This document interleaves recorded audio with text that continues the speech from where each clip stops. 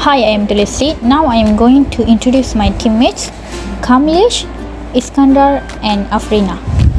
Today we are going to present about the integration as the inverse of differentiation and identify the technique of integration. Now the introduction about this topic is integration is the reverse process of differentiation and hence an integral is also called the antiderivative. Differentiation is used to break down the function into parts and the integration is used to unite those parts to form the original function. Geometrically, the differentiation and integration formula is used to find the slope of a curve and the area under the curve respectively. Differentiation is process of finding the derivative of function, where integration is process of finding the antiderivative of function.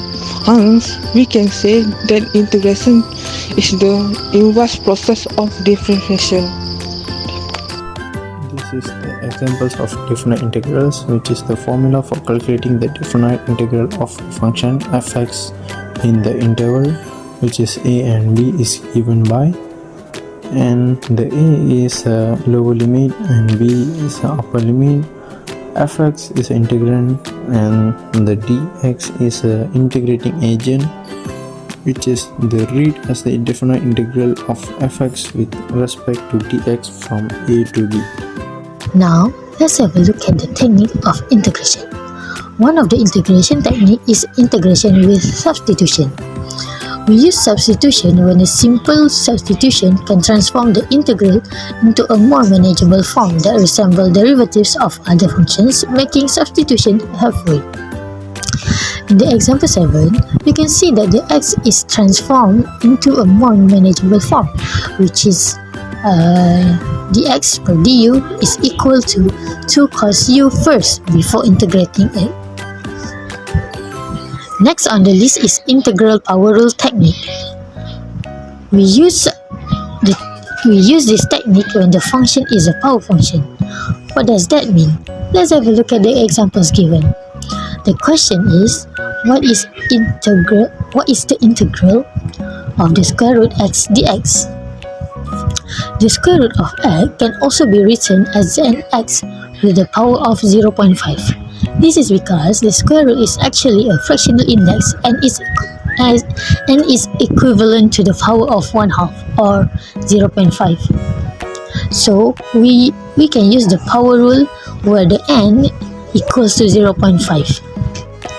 Then we replace the n equal to 0.5 into the formula. Another integration technique that can be used is improper integrals. We use this technique when dealing with integrals over unbounded intervals or integrals with vertical asymptotes within the interval. It means that the technique is used when the interval does not have an upper bound and lower bound. In simple terms, it is infinite. The technique also used when the vertical asymptote of the function is undefined. Vertical asymptote is a vertical line that guides the graph of the function, but it is not part of it. It can never be crossed by the graph because it occurs at the x value that is not in the domain of the function.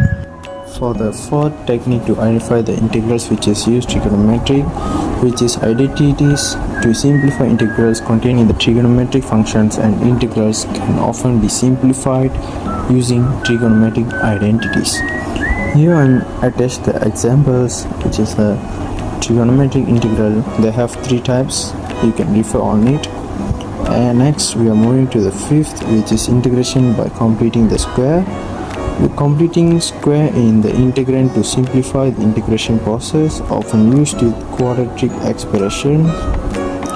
And the last is integration by parts. This is a technique based on the product rule for differentiation. In conclusion, integration is a fundamental concept in mathematics with various techniques designed to find antiderivative and calculate defined integrals. Mastering these techniques, including substitution, integration by parts, trigonometric integrals, and partial fraction decomposition, is essential for solving a wide range of mathematical problems. That's all from us. Thank you.